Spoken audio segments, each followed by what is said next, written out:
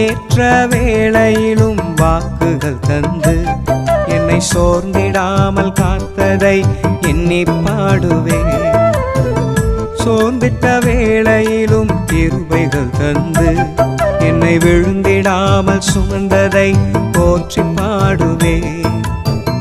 இடைவிடாமல் காத்தீரையா, உந்தன் வார்த்தைகளால் நடத்தினீரையா.